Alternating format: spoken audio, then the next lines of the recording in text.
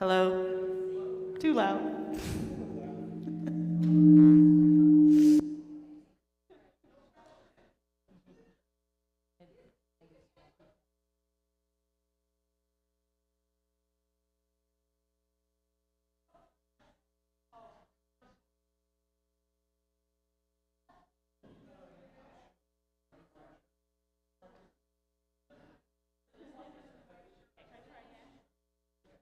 Hello? Is that better? That's better.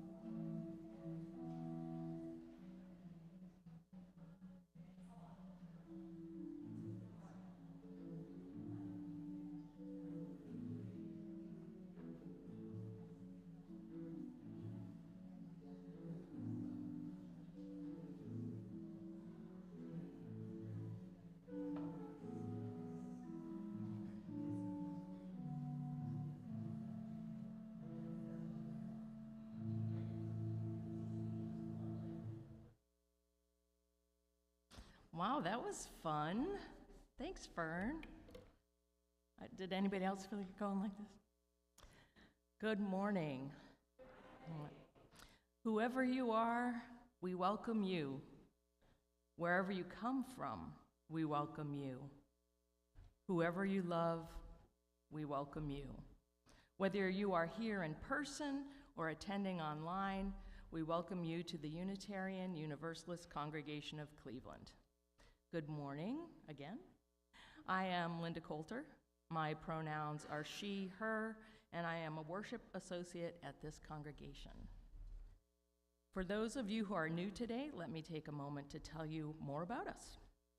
Our congregation gathers on the original lands of the Erie and the Haudenosaunee and Anishinaabe peoples, also known as the Three Fires Council. We recognize the need to learn more about complex and sometimes painful histories of the place we live, to care for the land we inhabit, and to show respect to the diverse peoples and cultures who preceded us, as well as those who gather here now. Our congregation is a member of the Unitarian Universalist Association of Congregations. As a Unitarian Universalist, or UU congregation, we are a non-creedal community. This means that we do not require anyone to subscribe to a specific set of beliefs to be a member of the congregation. Instead, we live by a covenant that encourages ethical behaviors, affirms democracy, celebrates the worth of each individual, and unites us in a search for meaning and in reverence for the great mystery that is life.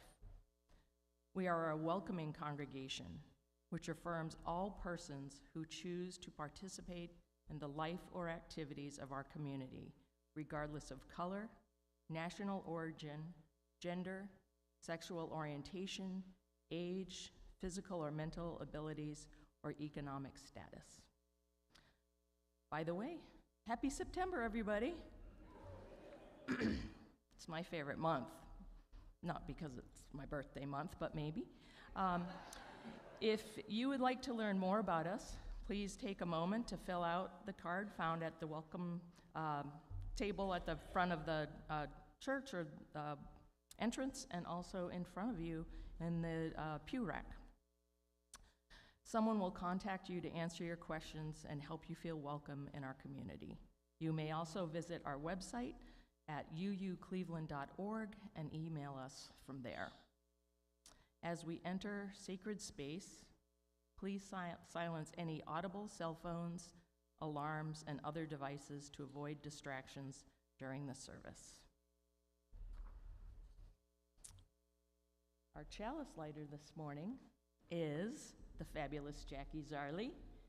This is Jackie's final week of doing her wonderful intergenerational activities with us downstairs following the service. Then she transitions into regular membership activities and things. Yay, maybe some of those will be blowing balloons and things. You will find the yellow card that we will read, our covenant to light our chalice. Please join me. We cultivate trust with one another by celebrating differences, honoring boundaries, and offering compassion and care. We listen to each other deeply with curiosity and wonder. We speak for ourselves without need to defend ourselves or persuade each other. We create safe and brave space for healthy conflict, creativity, and fun. We reconcile through forgiving and making amends when we hurt one another. Good morning. I'm the Reverend Randy Partain. My pronouns are they, them, and I am delighted to be with you in worship today, whether you're here in person or joining us online. Rather than a regular call to worship today, I want to call your attention to the insert in your order of service. We're going to be exploring some things on this throughout the service today. And the very first column there invites you to name a commitment or a goal. And this does not have to be like a final project. You're not going to turn this in or anything. But this will be a way for you to kind of explore this framework. And I'll tell you more about it as we go through the service. But I just want to invite you as we begin in worship today to think about what that might be for you. Not like a one-time achievement, but more like a habit change. Something that would make a big difference in the way that you do lots of other things in your life. Like maybe listen to people more deeply might be something that you would put down as a commitment. Or embracing other people's offers of assistance might be something that you would want to put down as a goal. For me, when I was starting off in the master's program in music composition at the Shepherd School of Music, the first year of that went kind of rough, and I knew that I needed to do something different. And so what I might have put in that first column, if I knew about this at the time, was to prioritize composing music. That's why I was there. And I'll tell you what I did instead as we go through the rest of the chart, because I'll be vulnerable and disclose some things today. But what might it be for you? You can write down whatever you think it might be and just go through this and then spend some more time later on after the service and rethink that. If you really want to get the most out of this process after worship today, then I invite you to take some time and ask other trustworthy people in your life what one big thing you could stand to grow into, and give them permission to be honest. And maybe you will learn some things that would have a bigger impact on your life. We're doing this today because of some big things that we're going to be doing as a congregation. But understanding this as individuals, I think, will give us a good context. And so I just want to remind you that you are worthy just as you are in this moment. There is nothing you can change that will change that. You are worthy as you are, and also we all can stand to learn and grow more. So in that spirit, we are going to sing together, When I Am Frightened. It is hymn number 1012 in the Teal hymnal. And if you want to greet one another, that's fine, but if somebody is still writing down their commitment or goal, let them do that and greet other people who have already written it down. And after we take a moment to say good morning, then Fern will start the music and we will sing together When I Am Frightened, hymn 1012.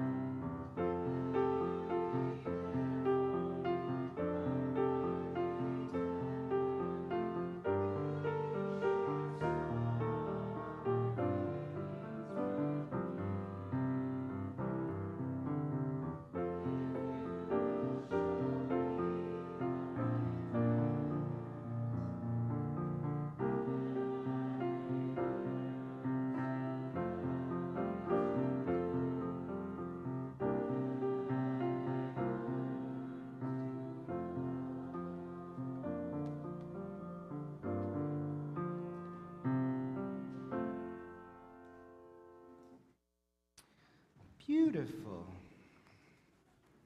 I'm going to do things in a slightly different order than what's in your order of service. I know that is going to just spike the anxiety of a few of you, but it'll be okay. We'll get back on track really, really quickly. But I just wanted to talk about the second column in that chart first, because I know some of you may prefer, if you're not coming up to place stones in the water during our Joys and Concerns time, you may prefer to spend some of that time in reflection on this, and so we'll give you a little bit more space in that way. What you have in this insert is what's called an immunity roadmap, and what it's an immunity to is changing something important in our lives. We have an immunity system to changing important things in our lives. It doesn't seem like the kind of things we would want an immunity system for, but we've got it. And so this is a roadmap that helps us see it. And so we're going to do basically a 3-hour workshop in 20 minutes this morning. And it's just to get a taste of this framework, and I'll say more about why as we go along. But we've got some big conversations this year as a community. We've got conversations about our building, conversations about our long-term financial plans that we're going to be engaging in. And I was just going to do this kind of immunity roadmap session with leaders in our congregation.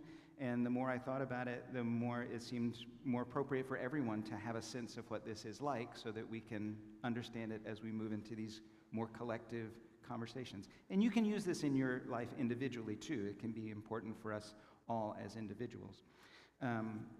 But it might help us see other areas in our community where this can be useful. And it's an invitation to be courageous. And courage involves the ability to take action and to carry on even when we are afraid or frightened. No matter how big or consequential a step might be, it doesn't involve courage unless we're afraid to take that step. If we're not somehow afraid to take it, it's not a courageous action. Action in the face of fear demonstrates courage. And that's something very hard for successful, capable people like you all to believe. More than we understand, most people are dealing constantly with fear. And you might be thinking, that's really weird. I don't feel afraid right now. I feel just fine. And you're right. You probably don't feel your fear. The reason that we don't is because we're dealing with it. We've figured out how to manage it. And so we don't feel it. We're not aware of it in the same way that we feel thirsty or tired or a little too warm. We don't feel our fear in the same way because we've created very effective anxiety management systems. But we run these systems, even really effective anxiety management systems, we run them at a cost. And the cost is, inevitably, they create blind spots for us, they prevent us from learning new things, and they constantly constrain our action in some important aspects of our living. And so that's why we want to be courageous as we look at column 2 in this little roadmap. You've identified a commitment in column, I should do it this way. You've identified a commitment in column 1, and it doesn't have to be your final answer. This is just something you're working with today. Column 2 is about all of the things you do that work against that commitment. If you're like me, it's going to be really tempting to want to put in column 2 the things that you do that affirm that commitment and that support it too. We want to be balanced. We want to name all the good things, but that's not what this is about. Column 2 is about courageous honesty, fearless honesty about all of the different behaviors that you do that work against the commitment that you named in column 1. So for me, I named that my column 1 commitment when I was in grad school as a master's student was I needed to prioritize composing music. And if I'm really specific, I needed to prioritize composing music that was my own voice. That's really what it amounted to. But there were a lot of things that I could put in column 2. I worked on other academic requirements with the intention of getting a 4.0 GPA in all of my classes. That's not a bad thing, but it was something that worked against that commitment. I distracted myself with social activities. I practiced piano for my church job, probably more than I really needed to. I listened to other people's music and I studied their scores. I did some volunteering, and then down at the bottom of that list, when I get really boldly, fearlessly honest about the activities that I did, the things that I did that worked against my commitment to compose music, was I wrote uninspiring, complex music that could not sustain my interest. When I did the thing and buckled down and said, okay, I'm going to write some music because I've got to write some music, I made it uninspiring to me and something that I could not sustain my own interest in. So, what is it for you? You do not have to complete this list today, and also, you do not have to show this list to anybody else ever. Ever. It's not a requirement. That's not part of the assignment. But if you are willing to start, then I invite you to take some time and begin making a fearlessly honest list of the things that you do and don't do that work against the commitment that you've named in column 1, that goal, that one big thing that might change lots of other things in your life. I'll give you a few moments now, and then as we move into a time of sharing joys and concerns, you can continue to take some time to flesh out that list a little bit. And again, you don't have to finish it during the service today. You'll have time. You'll be able to take it with you and do some more stuff with it later.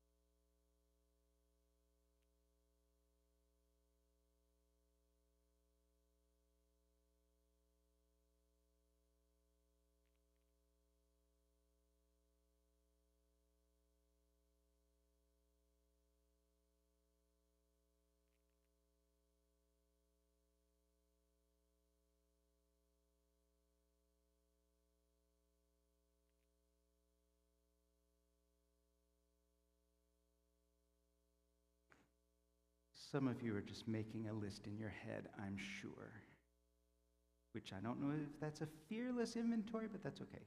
That feels safe. But we're going to pause from that for a moment and take a moment to share all of the other things that we bring into this community. We recognize that there are lots of joys and sorrows that we carry with us into this space. If you're joining us online today, I would invite you to put any joys or concerns you want the community to know about in the comments below the video. And if you are here in person and not online right now, I invite you to take a look later on at the joys and concerns that get shared on our Facebook page. There are people you know that are sharing things about their lives there, and I'm sure they would appreciate you being able to reach out to them in care. If you're here in person, we have our Joys and Concerns book that people sometimes put things that they want the congregation to know about. And today we just have a stone of continued care and healing for Amy Iglesias' mom, Judy, who is recovering from a stroke, now at home. I know our newsletter said that she was still hospitalized, but she is now at home and recovering from a stroke. So care and healing for Judy. And as mentioned, this is Jackie Zarley's last Sunday doing some multi-generational activities with us after the service. I have certainly appreciated Jackie's presence this summer and look forward to Jackie being a member of our congregation, but just a stone of gratitude for all of that work and preparation for our community over the summer. Thank you, Jackie. What else would you like to acknowledge? I invite you to come forward and place a stone in the water to acknowledge any joys or concerns you carry with you today.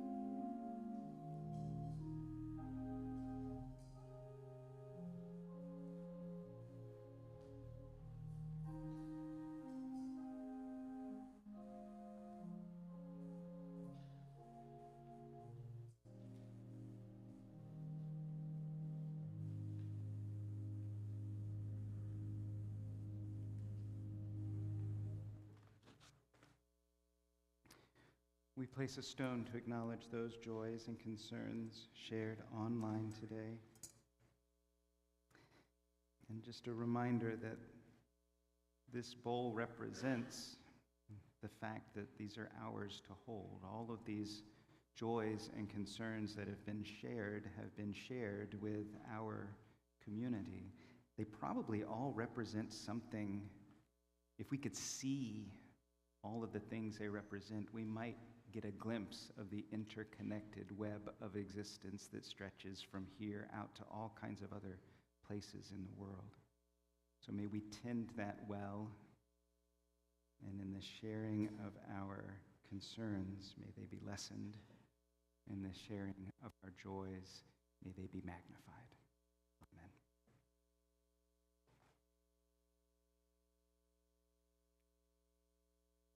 It's time for our morning offering. Today, our offering will be shared with the Northeast Ohio Voter Advocates, or NOVA. NOVA is a grassroots organization that believes in expanding voter participation so that all voices are heard in our democracy.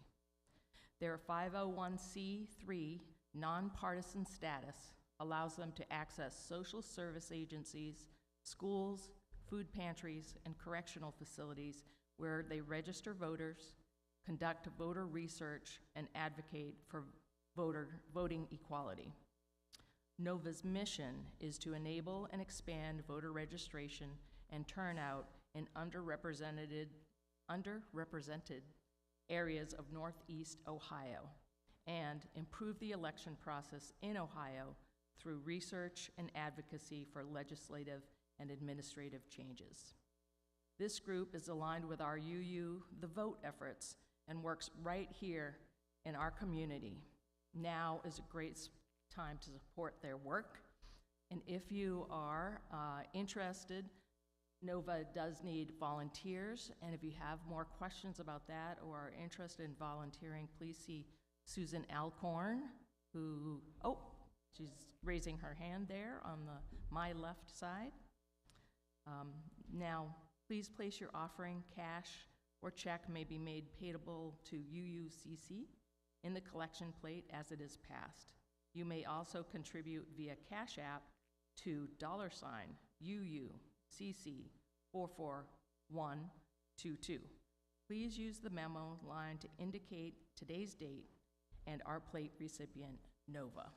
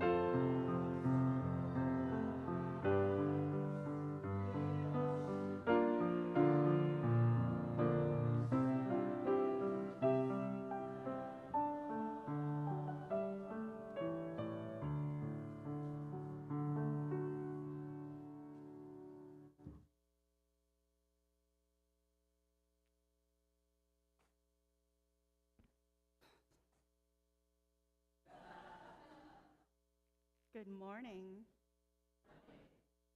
So I brought my friend Forrest to help me today. A little bit about Forrest. Here, Forrest is actually from Transylvania, a little puppet company in Transylvania. Can anybody think of something else that had its start in Transylvania? Yeah. Yeah. So we're all related a little bit. Yeah. Hi, everybody. So, a little bit more about Forrest. When Forrest first came to me, Forrest is a puppet. And I didn't know whether Forrest was a girl puppet or a boy puppet. And so we talked about it, and Forrest decided that they like both girl and boy parts of themselves. Yeah, I like to wear dresses, and I like to do girl things, and I also like to do boy things. So we decided that Forrest would identify as non-binary and use they, them pronouns. Yeah. So, another thing about Forrest, they got their name not from a forest outside, but when we did the Enneagram with Forrest, they were 4. They were the most 4 I've ever seen on anyone. They were the forest, right? Yeah. Get it?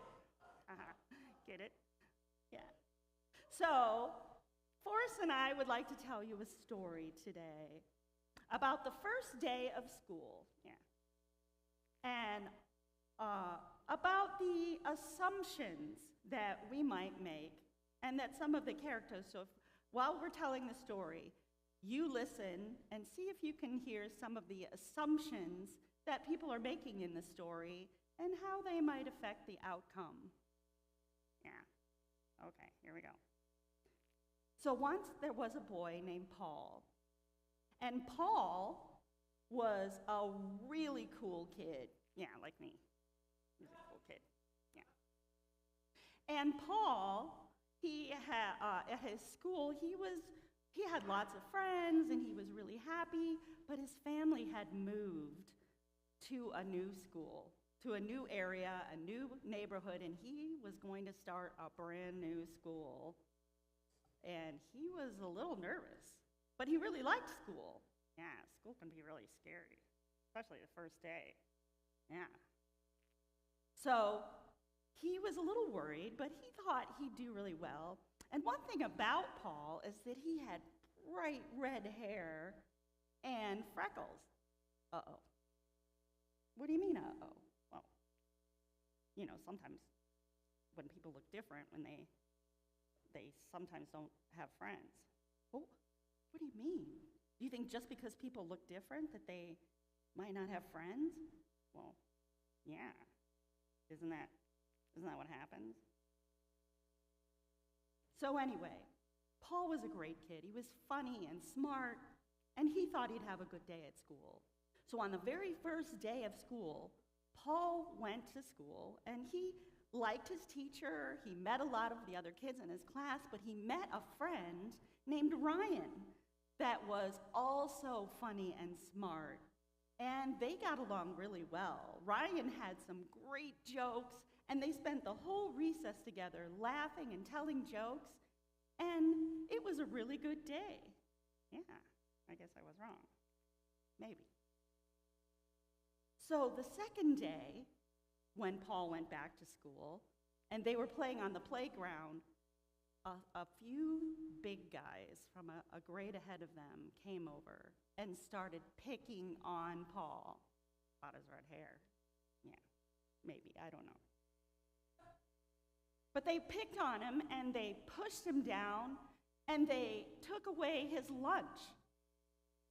And the whole time that it was happening, Paul looked over at his friend Ryan, and Ryan had his fingers in his ears. And he was turned away, and he was going, And Paul thought, what in the world? What was he doing? Why didn't he help? That's a good question. Why would Ryan turn away and cover his ears instead of helping his friend Paul with the bullies? Well, the next day, things were the same. More bullying, more pushing, and Paul lost his lunch 3 days in a row.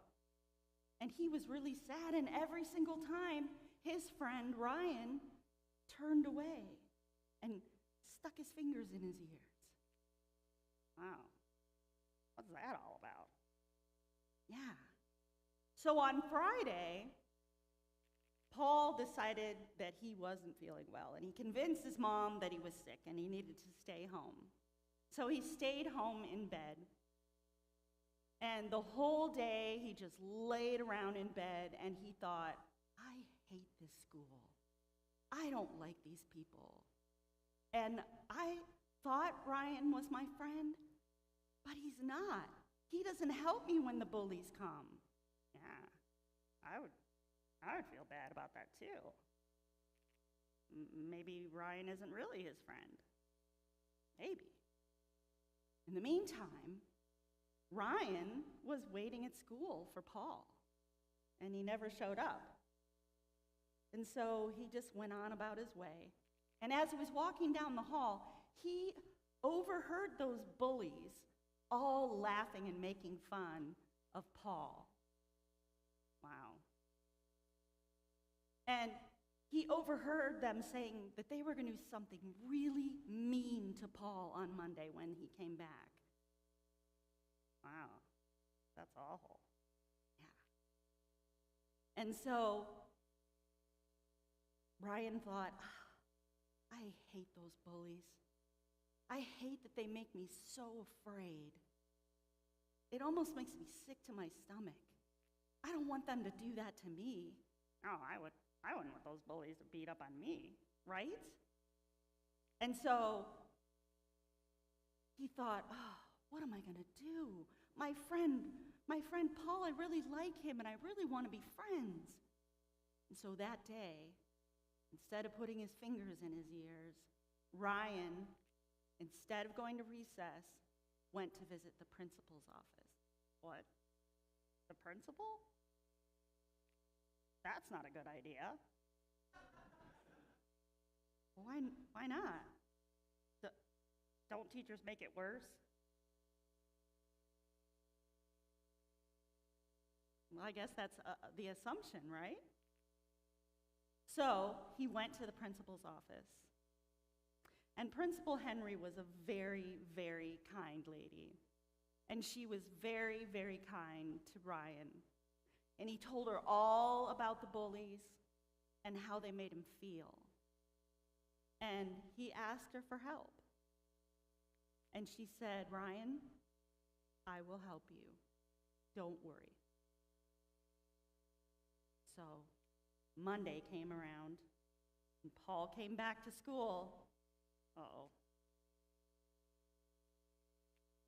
And at recess, Paul stepped out onto the playground expecting the bullies.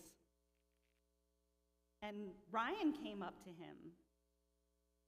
And then the bullies started to come up. And then, from around the corner, came Principal Henry. And she just walked up to the boys and smiled. And the bullies all looked at each other, and they headed to the other side of the playground. And Ryan and Paul just smiled at each other. Ryan smiled at the principal. She smiled back at him.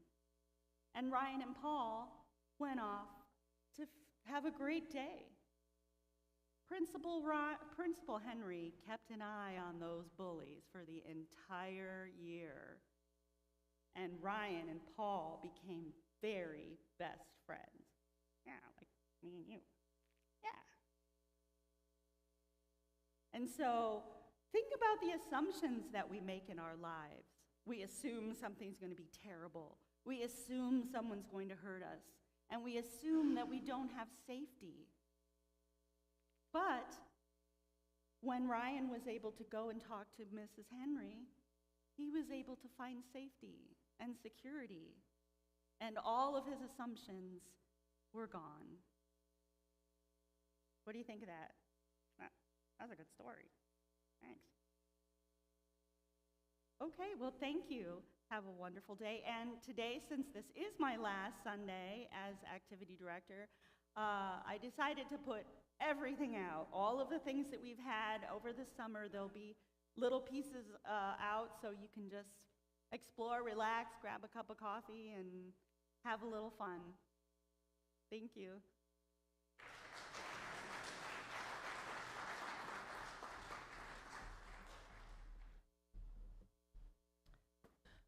The following is an excerpt from Immunity to Change by Robert Keegan and Lisa Laskow-Leahy.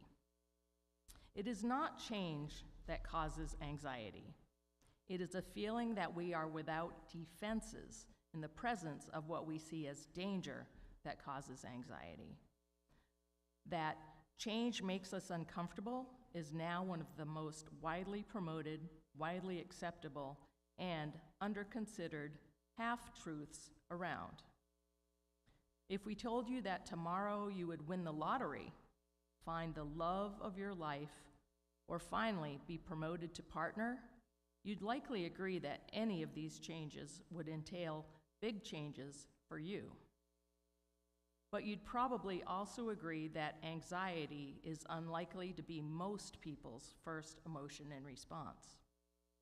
So it is not change by itself that makes us uncomfortable. It is not even change that involves taking on something very difficult.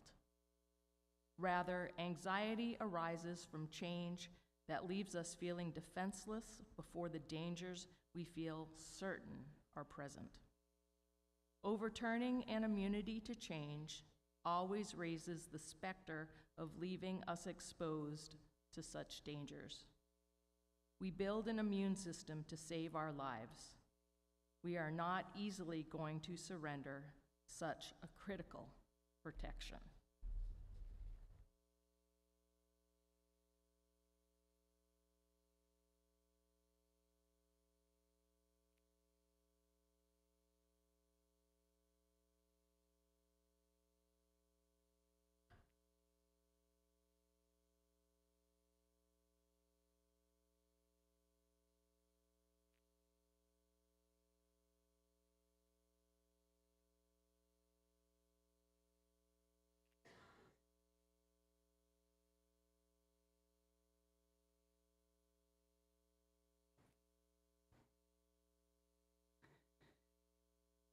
I owe a debt of gratitude to the Committee on Shared Ministry who recommended this framework.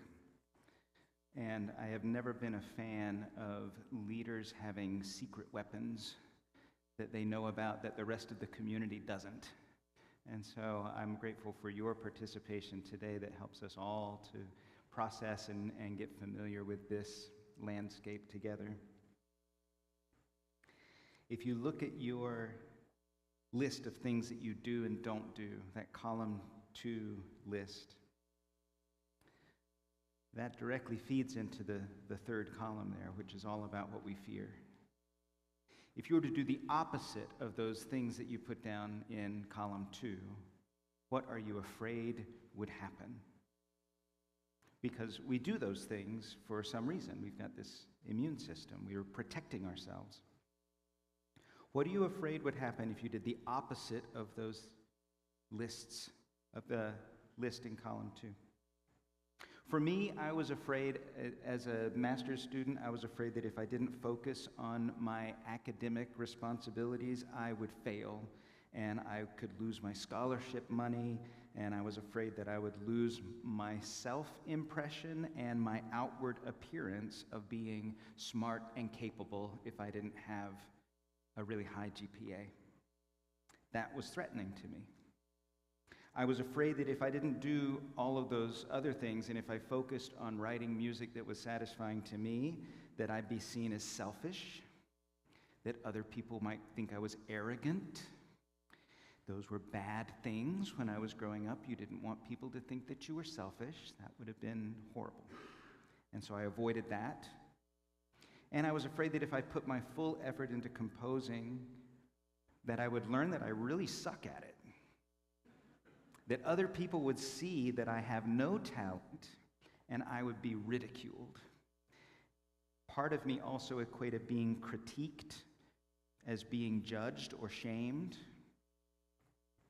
So I had competing commitments.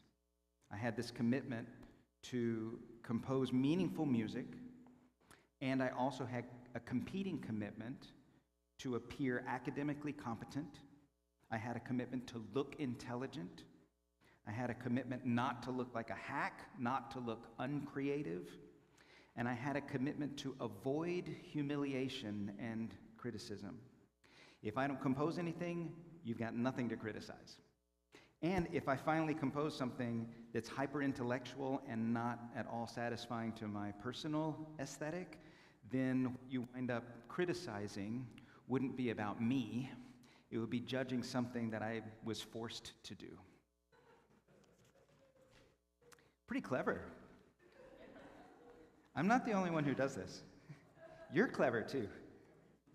You have competing commitments too. And you can see what they are if you ask yourself, what if I did the opposite of these things in column 2? What am I afraid would happen if I did the opposite of those things? The part of you that fears those outcomes has come up with an immune system to make sure that those things don't happen. I had an immune system to make sure that I wasn't humiliated. I had an immune system to make sure that I looked intelligent to other people. I probably didn't have to try as hard as that immune system thought I needed to, but that's okay. It was doing its job. And that was a set of commitments that worked against something that really mattered to me. But it keeps us feeling safe. If you've done the work of those first 3 columns well, and you may be thinking about those things right now, I'll give you a little bit of a chance to write down some stuff in column 3. But I know this is going to probably take some time and some thought away from this space. But if you've done the work of those 3 columns well, you probably start to see a pretty cohesive picture of self-sabotage, all designed to manage our anxiety, all based on some assumptions that may not be true.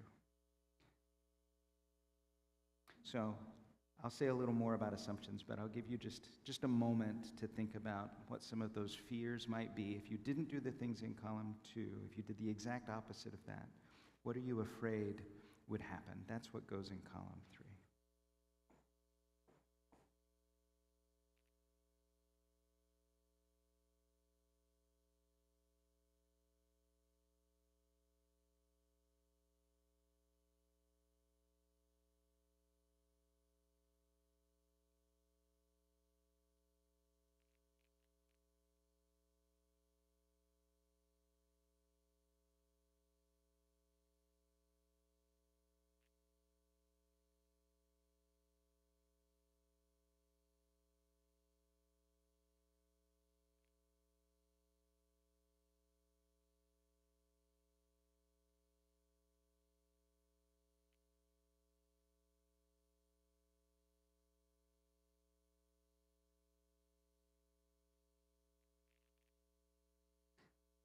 So some of you probably think of some things right away.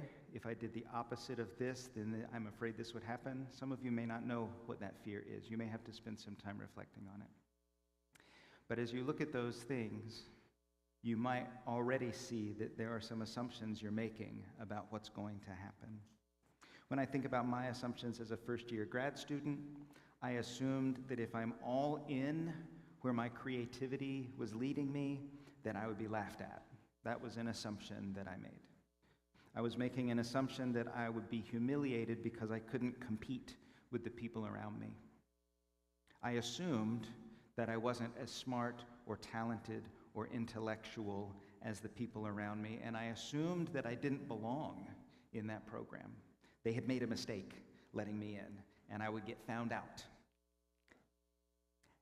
And I also assumed that music in an academic environment had to demonstrate how smart I am. It had to be complicated and intellectual and dense. That's what music had to look like in that space.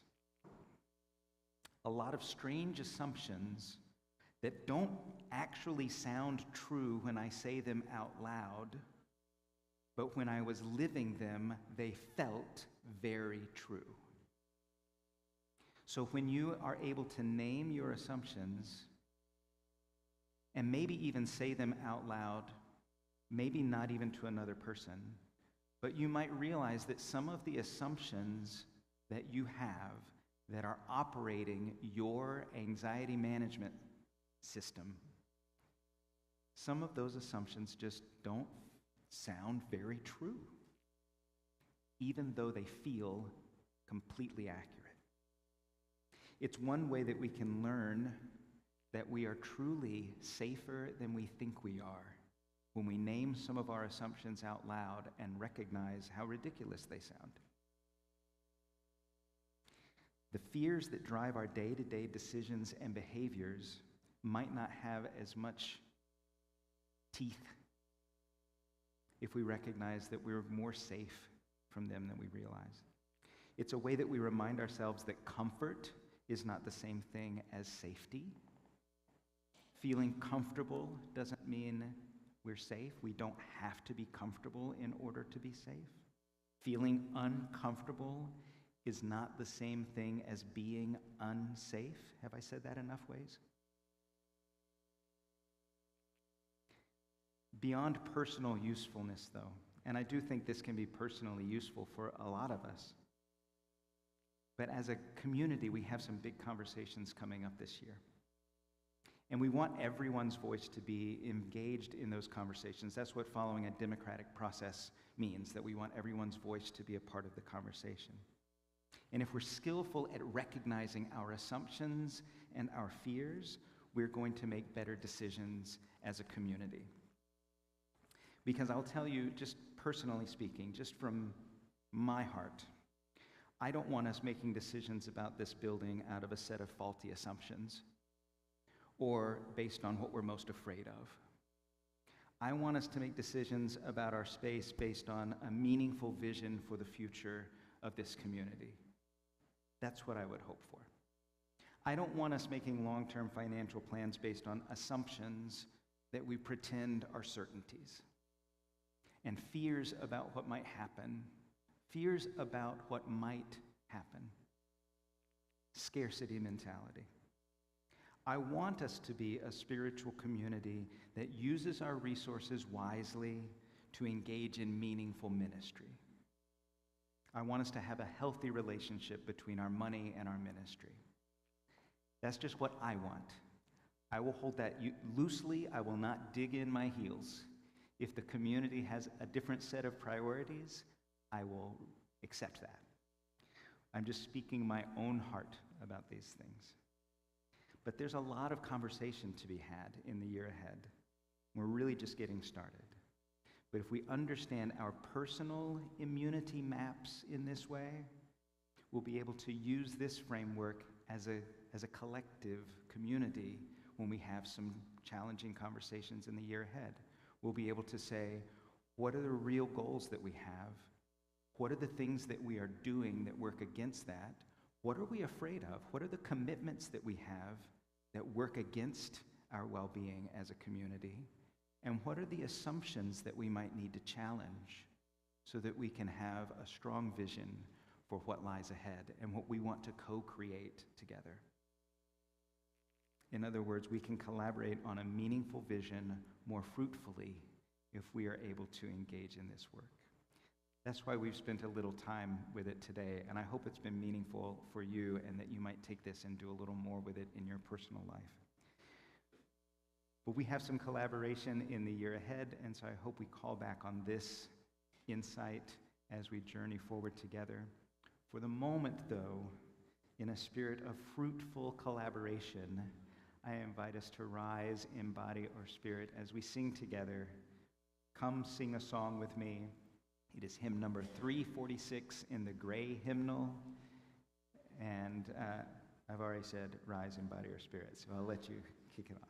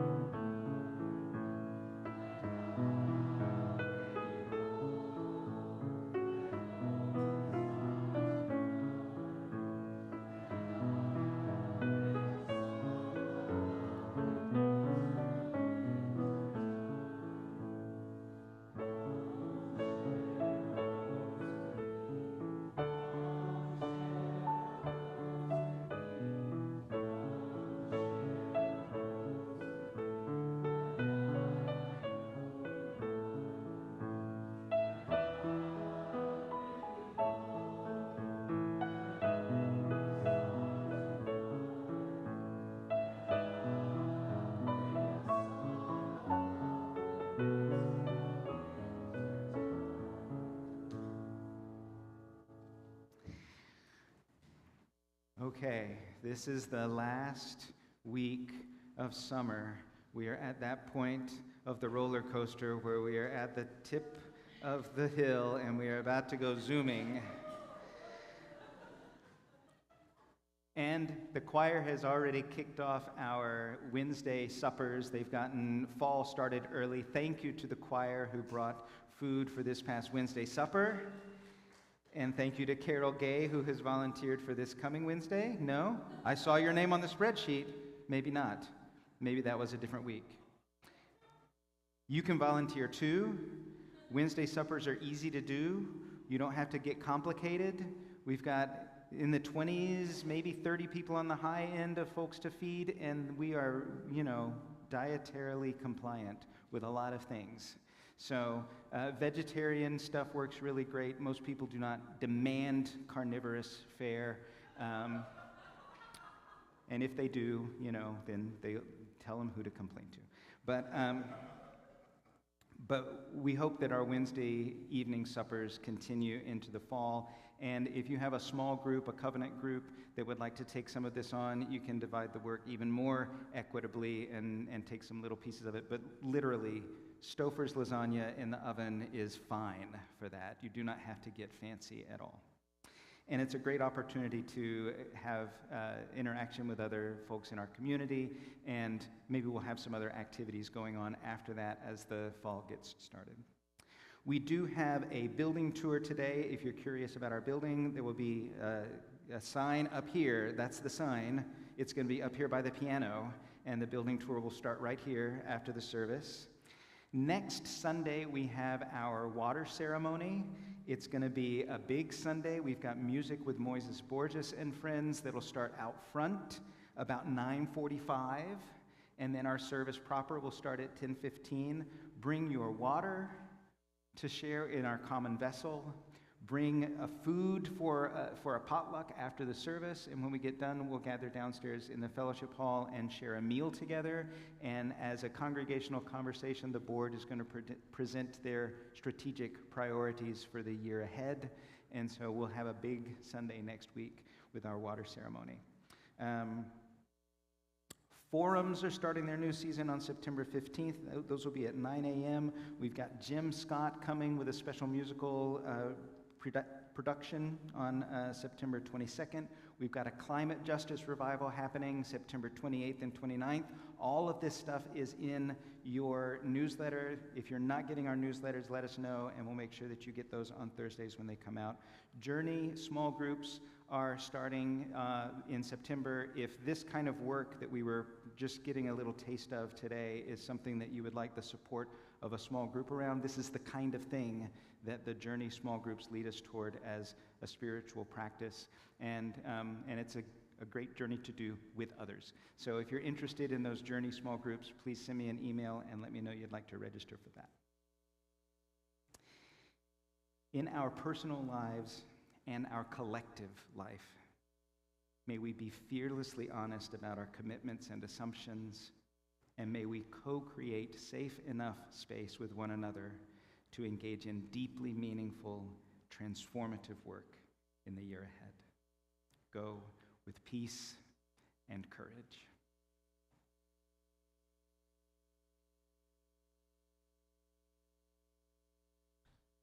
It's time for us to extinguish our chalice.